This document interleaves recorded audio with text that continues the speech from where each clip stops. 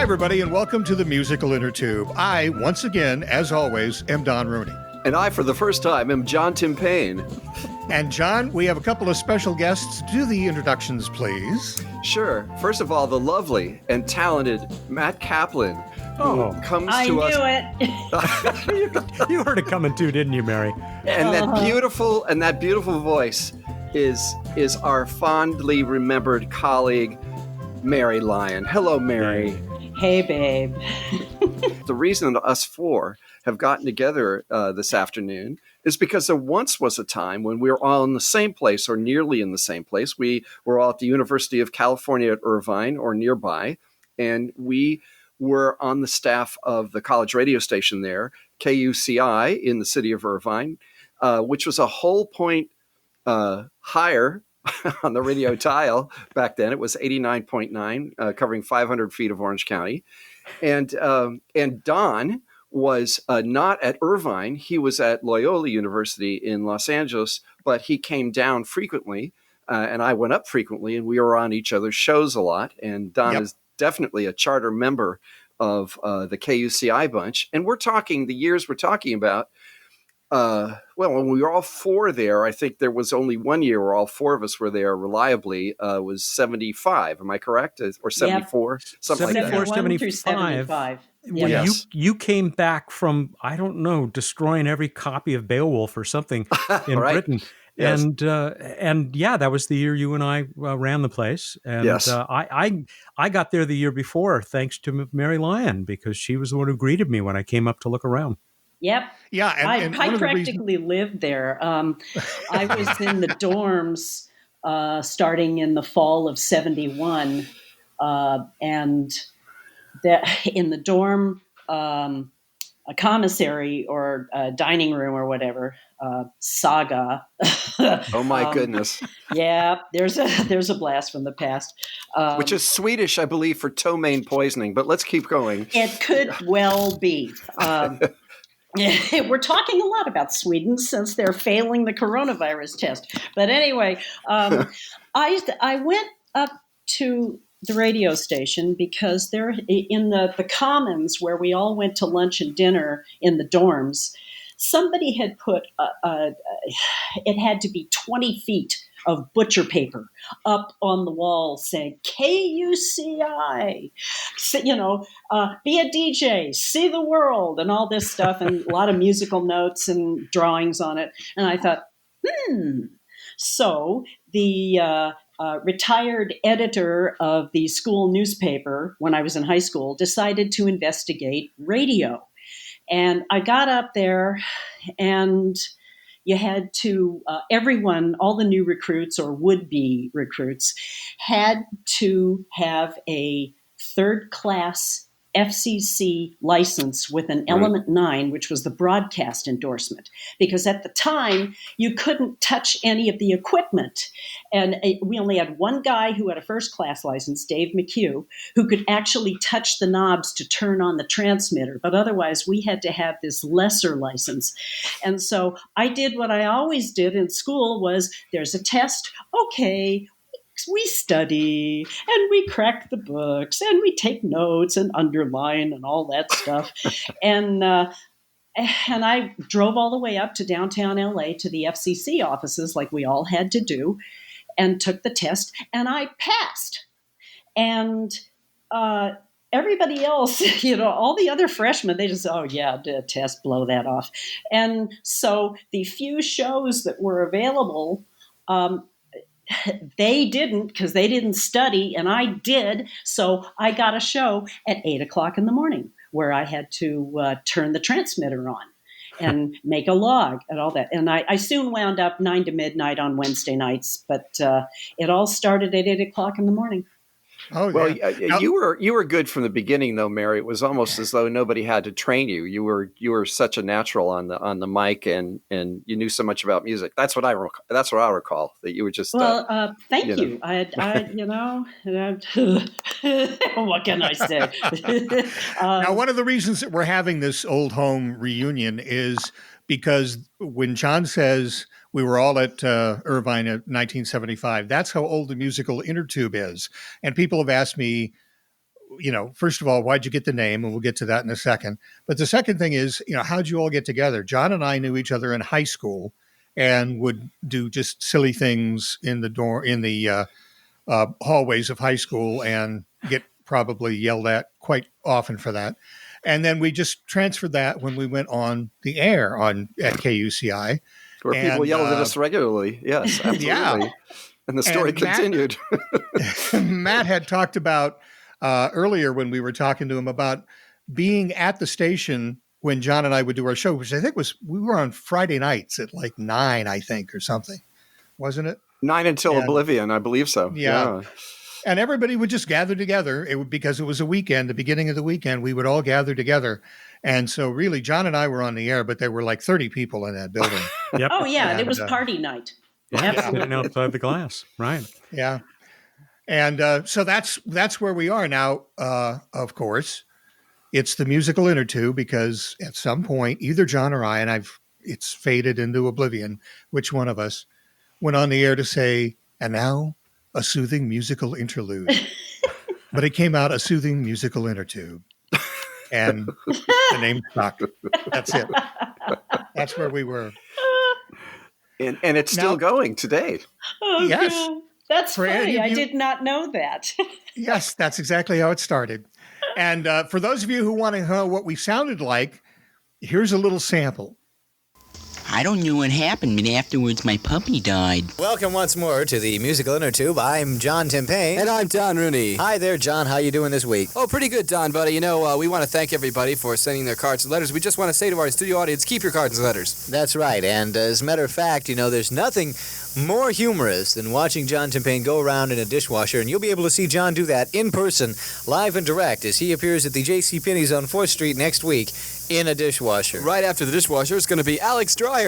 And as a matter of fact, what do we got lined up for the people tonight, John? Well, we've got Captain Bob and Timmy the Bear. We got a couple other things. We've got Father Hardy and all sorts of really laugh riots for today. That's really a laugh riot, John. And of course, folks, if you want to call us up for requests, that's going to be possible, won't it? That's right. You can call us up right now, and we'll take your request at 247-8192. Okay. In the Valley, call 771-8474, and in Minnesota, the number is 213-666-1257. Okay, after that big lie, we can go to a record.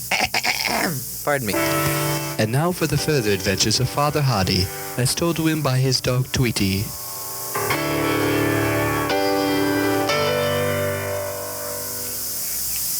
We join Father Hardy now at the deathbed of his best friend Patrick O'Shaughnessy, who is about to kick the bucket.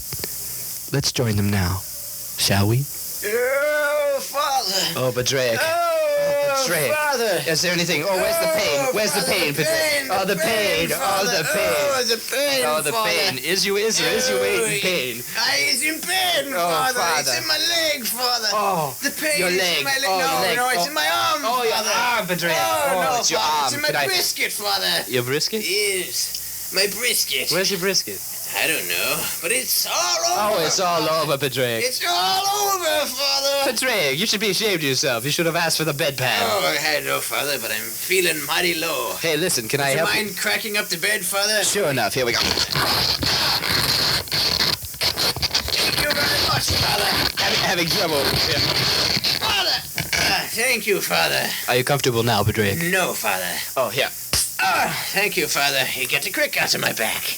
Is there anything I can do for you in your hours of last moments? Yes, Father.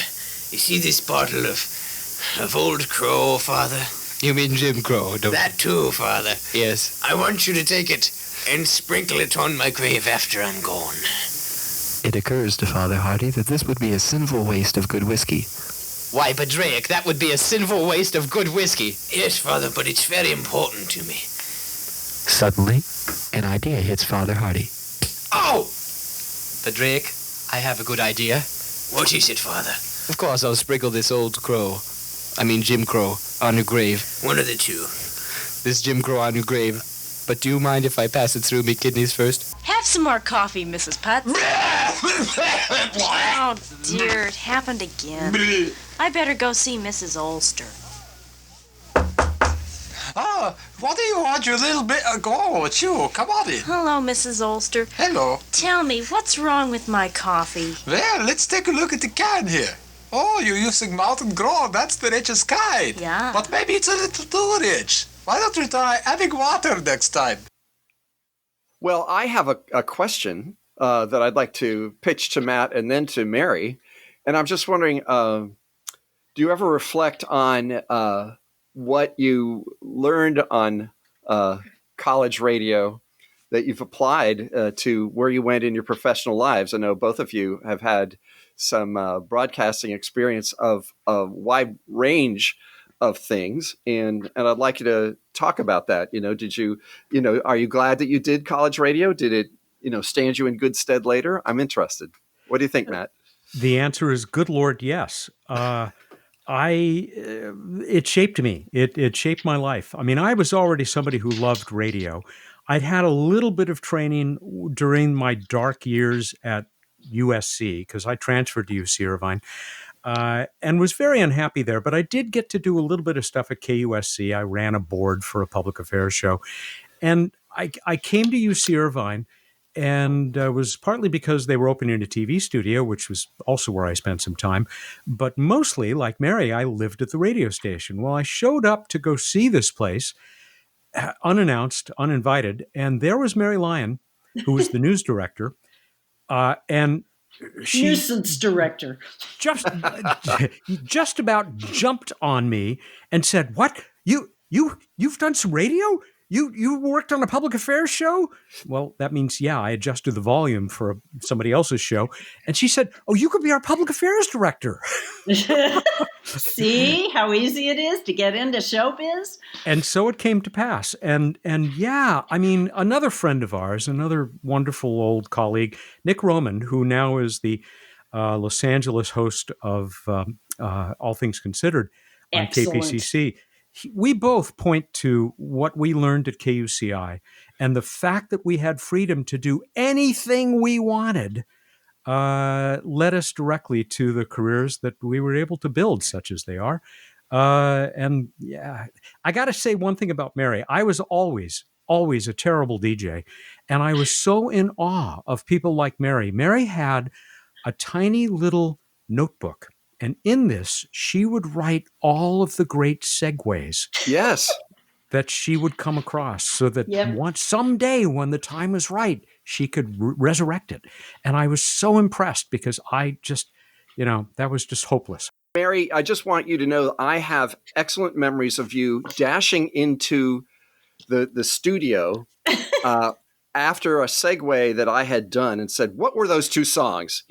She wanted to know. She listened to other people's shows, and she wrote them down. And for our listeners who have no idea what a segue is, we're talking about songs that go seamlessly together. And of course, today you hear segues all the time because now this is the era of the professional DJ.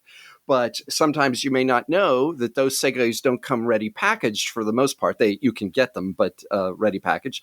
But basically, we figure out what song ends on what chord and then what other song begins on that chord, so we can start them at the same time, and you won't know that you've gone to a new song, for example, right? Yes, and it doesn't have to be a chord either. It could also be drum beats.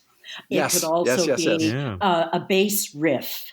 It could also be strum, strum, strum, whatever. And then, boom, all of a sudden, the listener doesn't realize when it happened, but all of a sudden, that's not the same song. Oh, hey, that was cool. Pass me that, will ya? Thanks. And it was one of those things. Yes, it was the 70s. Oh, far out. Now you can explain the slip cue. Oh God! Oh yes! Oh yeah! We did, and the tension that would arise as you were waiting for. You had two turntables, and one was for the record. Yes, we still played records back then. The record that was had about a minute left to go. You get the second record, said, "Boy, this is going to be great." And you set the record up, you put it in cue on the board, which meant only you could hear it in the studio, right. that speaker. It wasn't going out on the air. and you go, which was murder on the record, but you could get the that needle carving in, cueing a record where you're moving it back and forth to the first note of yeah, the next song. and then you turn the turntable on while holding that record that's on the turntable that you just did the okay, there it is, and you hold it with a fingertip while you're waiting for the other record to finish, and it's all potted up that the volume is ready to go, to at the same level the record that's ending has, and you're just waiting and waiting and waiting until just the perfect moment, and you're just waiting and waiting. Sweat running down, I might add. Yeah, not like Rudy Giuliani does, but nobody does it quite like Rudy. No, and I don't use hair dye anymore. I like my white hair. But then at the magic moment when you know it's just going to be as seamless as you hoped it would be, you release the finger that held the record, and that record starts to spin, and boom, there's the segue. It's magic. It's art. Yes. It is. It's art. It's Two art. turntables and a microphone. It's and Mary was really one of the masters of it. Really, really amazing. I loved it. I loved it. How many things could come out of Layla? What was the note? What was the guitar strum? What was it? All that stuff. I just, but I'm anal compulsive, so what do I know? I'll tell you, two of the talk-ups to records that I remember most in my lifetime. One of them occurred at KCI. The other one was when I was in commercial radio here in Harrisburg, Pennsylvania, where I now live. We were on the air on a hot hit station, and somebody turned on one of the other disc jockeys, turned in Man-Eater by Hall & Oates, started that record, and said, yeah, you could tell she's a man-eater. She's the woman over there by the men's room, scratching out the word men and writing the word victuals. So I love that. But the other one was, it was a KCI, and I think it was Dane Stone. I'm not sure. But it was somebody who was doing an intro to the Guess Who, These Eyes. That intro was playing. And as the intro was playing, he was saying how he got a package from one of the listeners. Oh, I love getting packages from listeners. It's always so exciting. Let's see what it is. And he had the sound effect of tearing open the package. And then he said, oh, my God, what am I going to do with these? And then suddenly in comes the Guess Who singing, These Eyes. It was timed perfectly, and it was the best intro I think I've ever heard in my life. Well, I'm going to... Excellent. That is a really great one. I just want to remember one that Don Rooney did one time when we were in the studio. He says, ladies and gentlemen, now the Beatles ask a musical question. Hey, Jude? That's good. Mary, I want to hear your answer to John's question about how this affected your life. Well, I'll start with Good Lord Yes 2.0. It really turned me around, because when I got to college at UC Irvine, I assumed I was going to be a commercial artist, because I did a lot of art.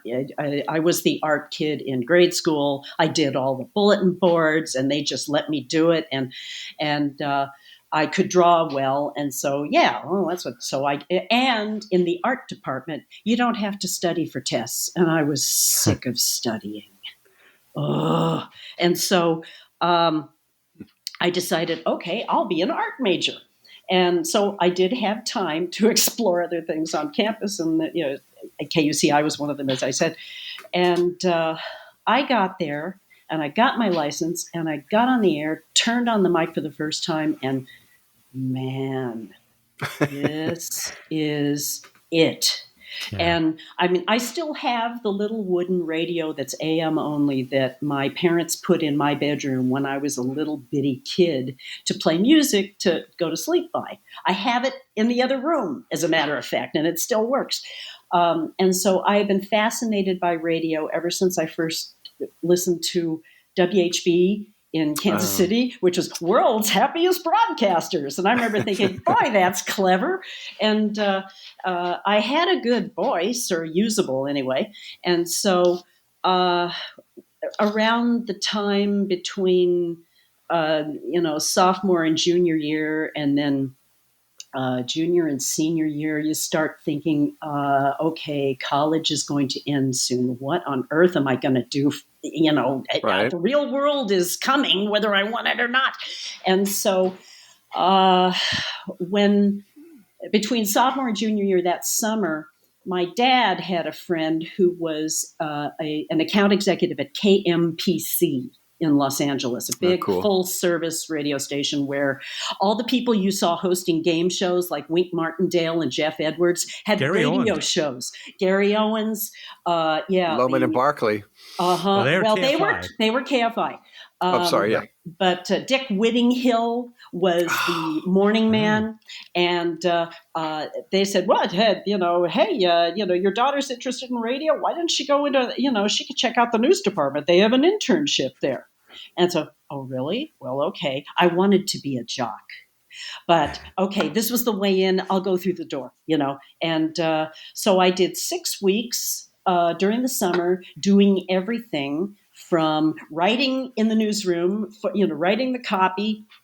I spent a week with the City Hall reporter, and among other things, I remember John Ehrlichman was being indicted for the Ellsberg break-in, and we were in the courtroom in one of the rear, benches, and I found myself sitting directly behind him, and I started doodling in my little, reporter's notebook pad, and he has a bald spot, and so I started, all I could see was his bald spot and, the back of his head and his shoulders. And so somewhere I have that notebook with the little sketch of John Ehrlichman's bald spot.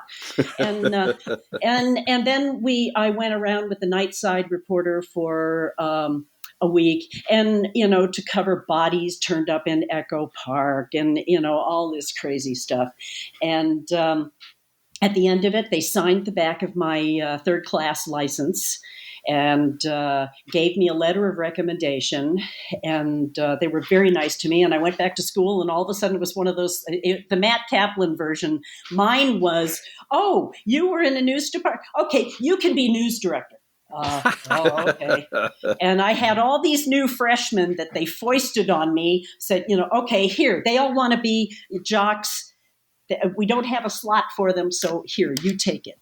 And so that was that. And by the time graduation came, I was already writing letters to the various, managers at radio stations. I sent 87 letters out. Wow. And several of them, I got answers from a lot of people, most of which said, well, you sound like a smart kid, and, we don't have anything right now. And I had many of those, and I had a few of those that said, well, you sound like a smart kid, and we don't have anything going on, but how'd you like to come and get a tour of the station? Ding. And so I did. And so I whittled that 87 letter universe down to about 6 greatest hits, as it were. And I wound up getting jobs from 3 of them.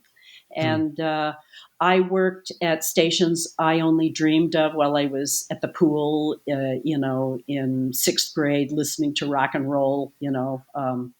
I worked at KHJ, and it wasn't Boss Radio by then. It was something else, and they were still trying to figure themselves out. They had a 3.9 in the ratings, and they thought that was terrible. And now, in the Los Angeles radio market, anyone would kill anybody to get a 3.9. It just, to work at some of these stations and be on the air. And, I was even news director there, but it was because I was the only one left after the new PD came in and got rid of everybody else except me and the nighttime guy. And it just, it allowed me to work at NBC Radio. I worked briefly in New York and then in Burbank for 3 years. I worked at CNN briefly, never got on the air there. I worked at K-Earth 101, which was one radio station in LA, but it had a signal like nobody's business, and you could hear it from Santa Barbara to below the Mexican border. Yeah. And I was news director there. And then the AP, the Associated Press broadcast services, decided to branch out a little and open an entertainment reporter position in LA. The entertainment editor was in Washington, D.C., and they knew that wasn't the place to cover entertainment necessarily. And so they opened up an LA bureau position and hired me. And I worked in Washington, D.C. briefly to just get, learn the ropes. And then they sent me back to downtown LA. And I worked there for 9 years and 2 babies. And then finally the 2 babies kind of took over my life and I retired. But it was something. I mean, I could tell you stories. And it all started with KUCI. It's amazing because I reflect that 3 of the 4 of us went into radio in some way or other. I've been on radio in various ways throughout my crazy careers, but Matt, at the Planetary Society, you have a show. You have, you do a lot of, you apply a lot of, mic mastership to your work, don't you? I mean, you really do. I do. I'm sitting here right now in front of my brand new Electro Voice RE20 dynamic mic. This is a microphone that just says radio, like the old RCA ribbon mics used to. I love it. My love for this started early, was really brought to maturity by KUCI, and I've loved doing it ever since. Even though for 30 years, I made most of my living doing television, running a studio and cable channels and distance learning for a university. I always kept my hand in radio. And now, in fact, next week will be the 18th anniversary of Planetary Radio, which is our weekly series from the Planetary Society. Nice. It started out, the very first radio station it was on was KUCI. Because I knew it'd be easy to get it on there, and you had an in. Yeah. But we're now on. We are on about 120 public radio stations, and then of course there's the podcast, which is wonderful, because you don't. Still for radio, you have the tyranny of the clock. That Don, you and Mary certainly remember, because every show has to come out 28:50. But or the satellite will cut you off in the middle of. I'm Mary Lyon from the. Right. When it should have been the source. Yeah. But that's the great thing about podcasting. We jumped into it, and we think we have the most popular independent podcast about space. We always throw in independent because NASA has 2 that we think are bigger than us, and the BBC has 1. But we're up there for space stuff, because space and radio, as I always say, my 2 favorite things in life outside of family and friends. And I get to do both. And really, that line goes right back to KUCI. And it's a wonderful life, as somebody said. Yeah. Yep. A long time ago, yeah. Yeah, and podcasting is a form that radio has taken as of 2020. I mean, it is a kind of broadcasting, isn't it? It's sometimes live and sometimes not, but it really is portable radio. People, can listen to it when they wish to. And they can put it in their pocket. They can go where they want, and they can listen to Neil deGrasse Tyson talking about baseball or whatever, whatever else there is. So, I think podcasting does count as radio. At least I'm going to say it does. I agree. I have a T-shirt that the NEB put out that says, "We were wireless before it was cool." That very is good. Great. Very good. Very good. Very good. Yeah, I remember I went through radio. I, unlike Mary, got sucked into being a jock voluntarily. I loved it. I sent out 35 air checks. I got back no responses. No. So I went to visit friends in Maryland and West Virginia. I had a couple weeks vacation from the drudge job that I was doing, and I visited them, and they were both in radio. And I said, "How did you do it?" And they said, "Well, they had different stories about how they got in." And one of the guys said, there's a station in Hagerstown, which is this little town that's about 5 miles from here. And I hear they have an opening. So I went and I talked to the guy, and he was very impressed that I was from California, because when he was in high school or graduating high school, his parents gave him a trip to Hollywood as a graduation present. So I got a lot of, is this building still there? Yes. Is that building still there? Yes. Do they still have stop signs? Yes, exactly. Is there still air? Yes. And you can see it and cut it with a knife. It's wonderful. Yeah. So at one point he said, well, our overnight guy is leaving. And I found out later he was leaving because he was a carpenter, and he found out he could make more money being a carpenter. Of course. So I said, yeah, I'll do your overnight shift. I got $100 a week. I was on from midnight to 7. Wow. But I was playing records on an FM station. And eventually I became program director of that station. After about 3 months, they said, you're doing such a good job, we're going to fire you. And they did. But I moved to New England. I loved it up there. I worked at a couple stations there. I moved to Kansas. I was a morning man in Topeka, Kansas. I went down to Florida. I was a morning man in Florida on the Panhandle, a little station outside of Pensacola. So after all that, I eventually wound up in Harrisburg. And that's when the news thing took over. I got fired from the station I was working at in Harrisburg. And I got a call from a general manager at another station across town. He said, we don't need a guy to play music, but have you ever done news? And I lied and said, yes. And, and I went over and I became their afternoon newsman. Mary and I reconnected because she was working for AP at the time, and they were the ones that were feeding us our national news. Yep. And from that, Mary said, they have some openings at CNN. They want to start a radio division. And so I went down to Atlanta and I worked for CNN for 2 years. That was 2 years of living hell. But again, that's what working for CNN is. Exactly. And then when I came back to Harrisburg, I bounced around a couple other stations. I did some time as a television weatherman.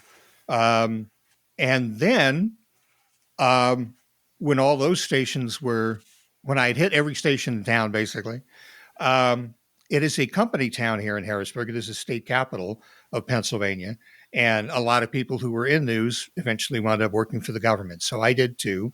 I went to the state Senate and followed them around with video cameras, taping their every word, but I wasn't on the air anymore. And I remember telling my wife, gee, I'm not on the air. I'm not going in every day and doing something in front of a mic.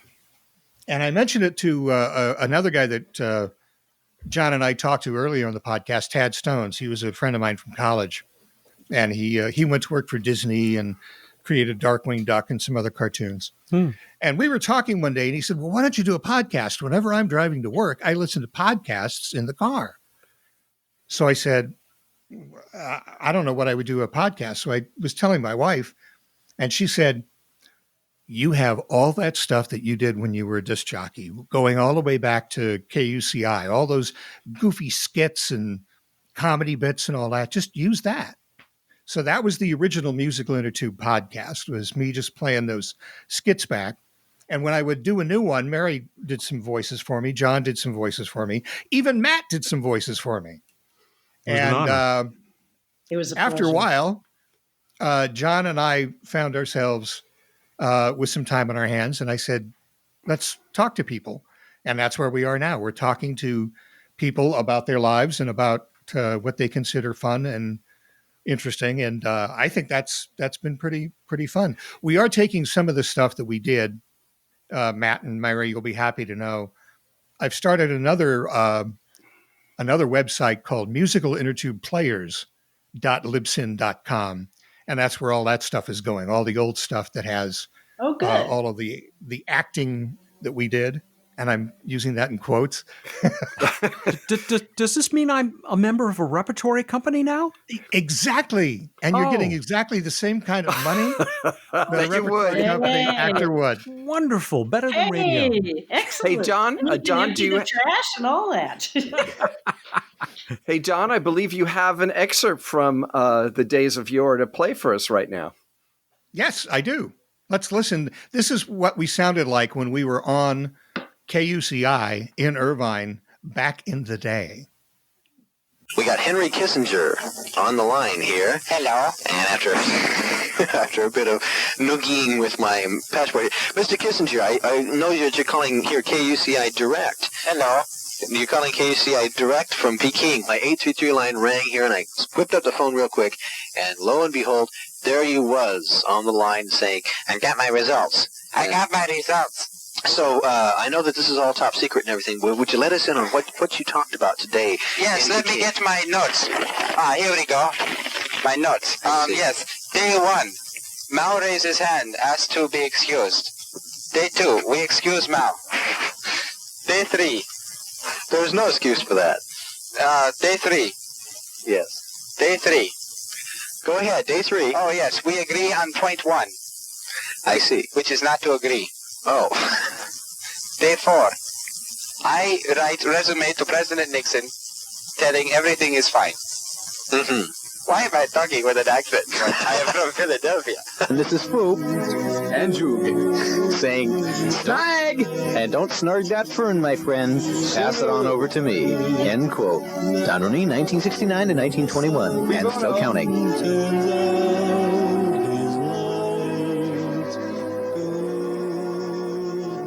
Leave it to Beaver music. We need dead air. We sounded like that sometimes too. Hey. We need the harp.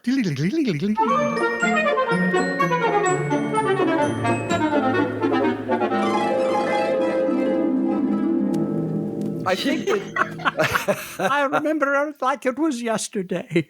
One of the things we're talking about that I think is so interesting is that I think we all there's a sort of fruitful tension of being in front of a live mic. Yeah. And knowing that at least in theory, people we cannot see are hearing our voices, right? That we like the fact that, and that's part of the tension, is that you don't actually know how things are going to work out. I mean, obviously, if you've done your homework, they'll work out well, but you don't know. You never know. And sometimes fruitful accidents happen.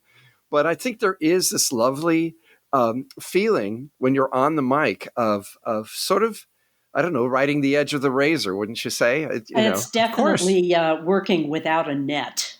And the net can, the chasm underneath it can be all the way down to hell.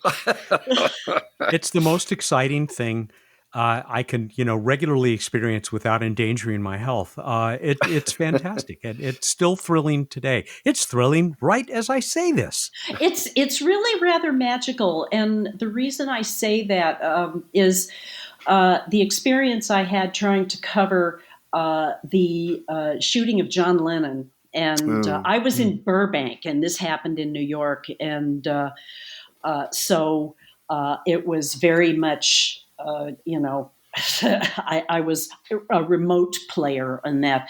And I remember anchoring all week.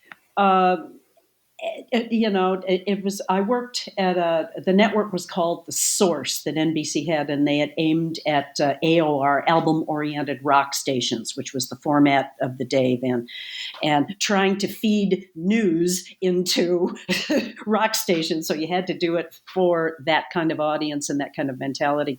And all week long, it's like, okay, straight and narrow, we're covering this, and this happened, and that happened, and this person, and here's a react from Art Garfunkel, and here's a react from, so-and-so. And I powered all the way through it until the Friday. It happened on a Monday night. And by Friday, we were... I hate to put it this way, but this is the way it was put. We were beating the story to death by then because all the second day leads were done. The third day leads were done. And now it was Friday. And my boss in New York got on the phone with me as we were setting up one of the hour's newscasts in Burbank and said, "Hey, I want you to play this in your next newscast." And he had met a girl at a bar the other night, and she was the piano girl, and she had written this song about John Lennon, and I thought, oh God, okay, you wanted to get laid. All right. So Cute, we got it all set up and, ready to play, little lead into music. And, it was just all very mechanical and, divorced from reality and emotion by then. And engineers set it up and that much talk over it to the vocal, and it was this very lovely, plaintive voice. She had a lovely voice. This is a song for John, and she played piano, and that was all it was. And established for a minute, fade down. And that was the kicker of my 2-minute newscast that hour. And I said, and she just sat, the passing of John Lennon moved her so much. She just sat down at the piano and it just came out. And that's news. I'm Mary Lyon from The Source. And as soon as it was over, I collapsed in tears. And I cried for like 15 minutes straight in the booth with my head down, sobbing. I had held it in all week, didn't even know there was something to be held in because it was all business, all work. Just get the story, get it on, and it just all came out. And I thought, I have destroyed myself for the next hour because I'm going to be all phlegmy and my throat's going to be mungy and I can't breathe. My nose swells up like the Goodyear blimp. And, nothing works. And so I went back to the newsroom, limped through writing another newscast. Said, this is going to be the worst thing that ever happened. And I swear to God, the countdown came, the mic, you could hear the tone from 10 seconds till 5 seconds to, and then you're at 5 seconds of dead air, and the engineer is counting me down. And I don't know where it came from, but I did one of the clearest, problem-free reads of a script that I had ever done in my life after sobbing. And I don't know where that came from. And then at the end of it, because John Lennon's death was still the big story, I was back down on the desk sobbing again. And I don't know how that happened. All I can say is it's the magic of radio. As soon as that mic went on, I was happening. Right. It's performance. Yeah. And boy, it feels good when it goes well. Yeah. You've reminded me of something else, Mary. Guys, if you'll let me. The other thing that I love about this is that the experiences that it has allowed me to enjoy and the people, the heroes that I've been able to meet who otherwise, would have been within their rights not to give me the time of day. Yeah. But I marvel at, even at KUCI, the people that we got to talk to, and now my science and space heroes. That must be great. John, I remember when we were at KUCI, on a Saturday night. We usually broadcast Friday night, and everybody would go to like IHOP or something at midnight when the show was over and eat until like 2:00 in the morning. Yes. And then come back and crash on those couches in the lobby. Yes. The place where Mary Lyon was living most of the time. Under the table. Yes, right. And I remember on a Saturday once, we drove all the way up to Santa Barbara to get some coax wire. And we drove all the way back down from the UC station that was up there, drove all the way back down to Irvine and ran coax wire from the board at KUCI all the way to whatever that performance hall was. Oh my God. Because Crawford Hall. Crawford Hall. Because the Beach Boys were performing we had gotten permission to do that live. So we hooked up to their professional sound system and then went back and listened to the Beach Boys over the KUCI airwaves. Nice. We listened to their concert. And then I think they came up afterwards for an interview. I'm not sure about that. Oh, yeah, they part. did, Don. As a matter of fact, as part of that, they requested, well, there's a whole story about how they came. But it was very interesting. It was sort of a last minute thing. They just happened to have a hole in their schedule. And somebody from them called, and this is before I got to meet the lovely and talented Matt Kaplan, but he's heard the story anyway. Is that their guy called the station? I happened to pick up at the time. He says, "Listen, one of the things we were hoping you could get for us is we'll come up and we'll do some interviews with you on the college radio station there. Could you please have a hot table with a vegetarian feast ready for us? Now, ladies and gentlemen, this is 1972. This is 1972 we're talking about.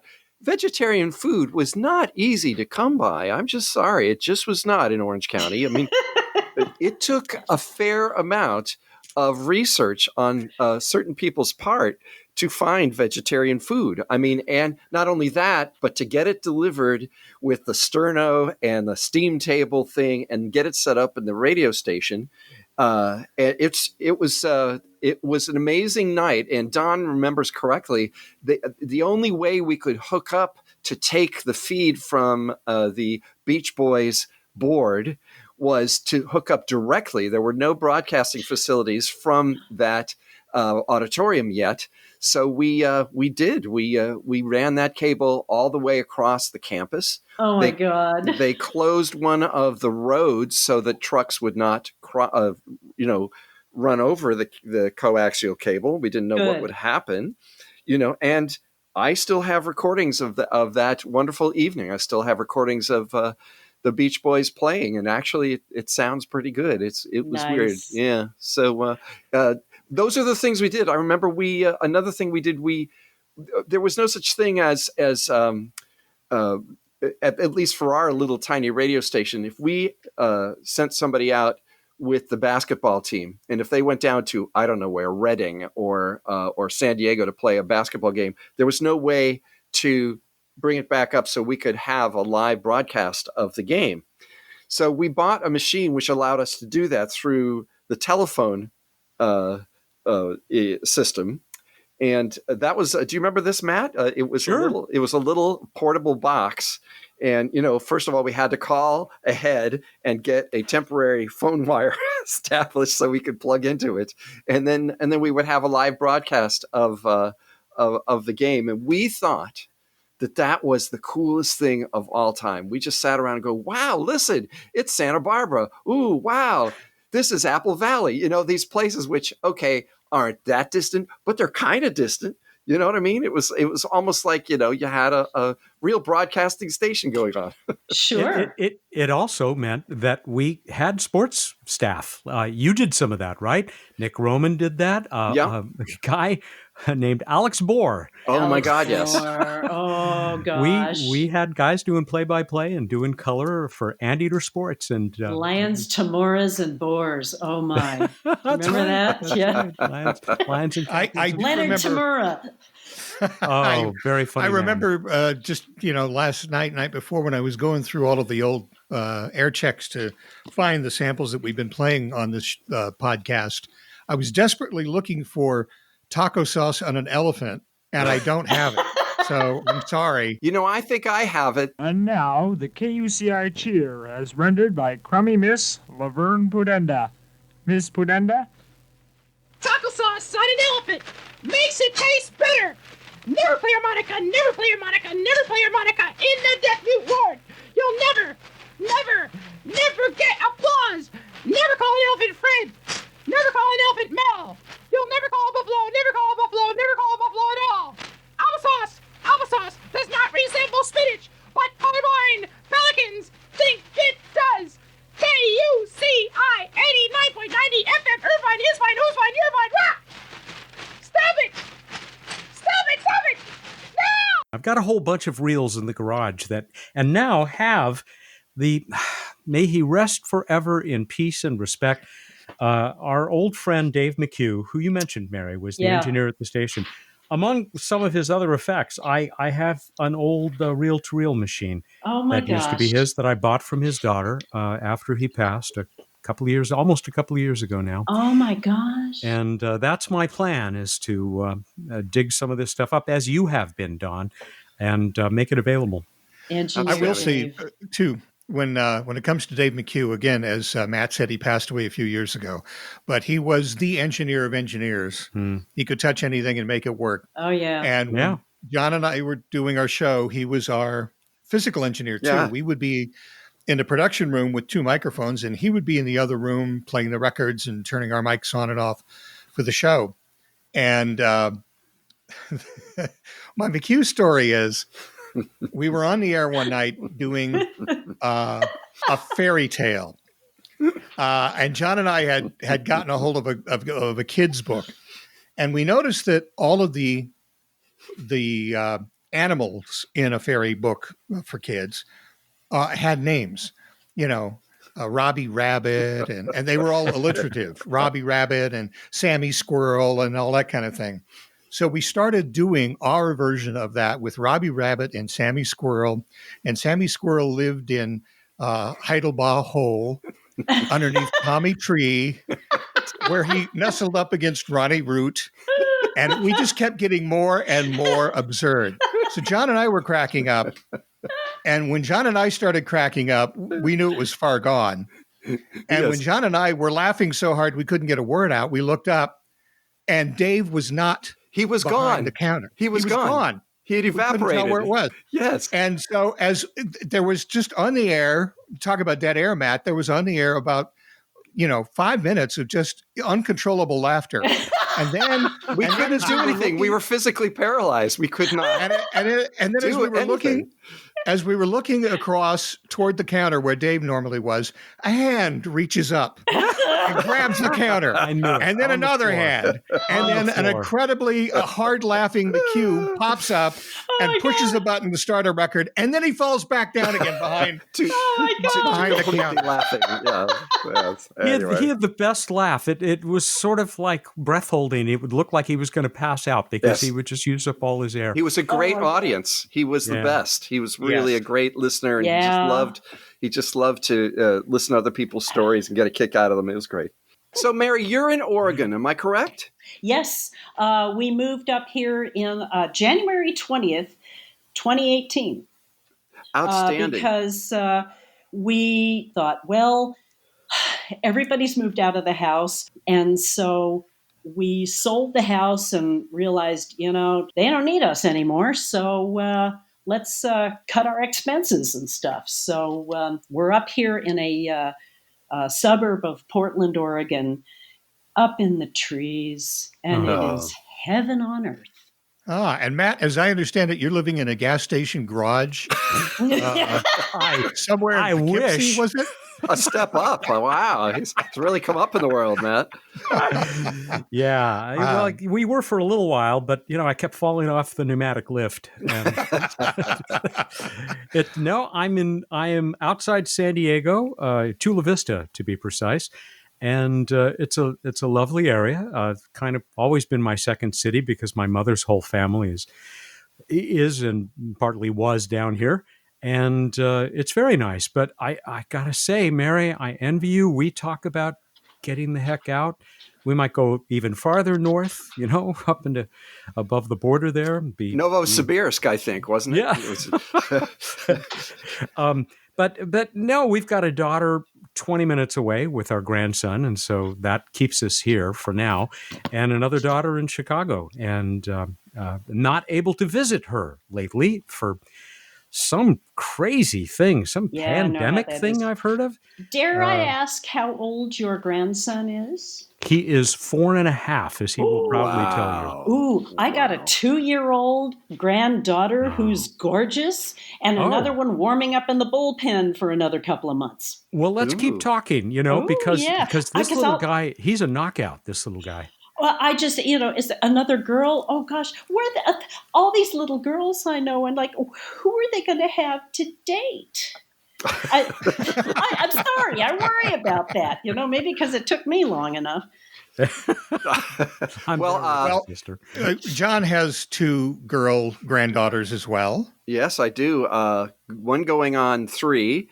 According to her, 16, but 3 actually in actuality. And then I have another one who's just getting on to 9 months. So we have two granddaughters. Well, thanks to everybody for being here. This was great. This was a wonderful reunion. I'm glad we got to swap all of the stories and talk about what we're doing now and how much what we did back then contributes to what we're doing now. And thanks again to Matt Kaplan and Mary Lyon. And, of course, the lovable yet somehow irascible John Timpen. Well, thank you very much, Don. And on your way out, if you turn out the lights, I'd appreciate it. Certainly. Thanks, guys. I have a BB gun right here. Thank you, guys. Let's do it again. Oh, yeah, that'd be great. Indeed. Yeah. And thank you for listening to the Musical Innertube. And by the way, I have the bald beat. My granddaughter is 9 years old, and she thinks boys are yucky. If you'd like to get in touch with us, the email address is musicalinnertube@gmail.com. On Twitter, John is at jtimpane and Don is at DonRooney9. Our webpage is Musical Innertube, that's musical spelled with 2 A's, .libsyn, spelled LIBSYN.com. The Innertube, by the way, now available on Amazon Music. If you're a member of Amazon Prime or are subscribed to Amazon Music, just type Musical Innertube in the search box, and there we are. We're also available on Facebook, YouTube, Apple Podcasts, Stitcher, Spotify, SoundCloud, iHeartRadio podcasts. Like us and give us a good review on any of those platforms. And if you'd like to hear those fun radio plays I was talking about with John and Mary and Matt and others in our repertoire company, there's some new Thanksgiving material awaiting you at Musical Innertube Players, all one word, .libsyn.com. And as always, thanks to virtual band Car Radio Dog for our theme music.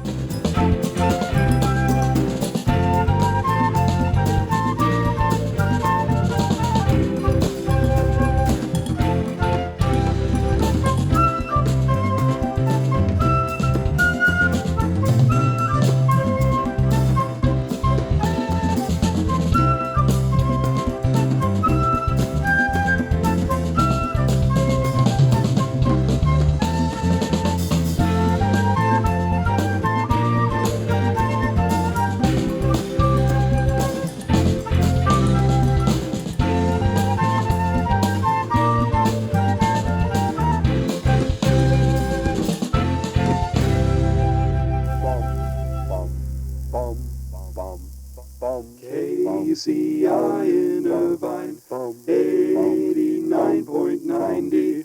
KCI in Irvine,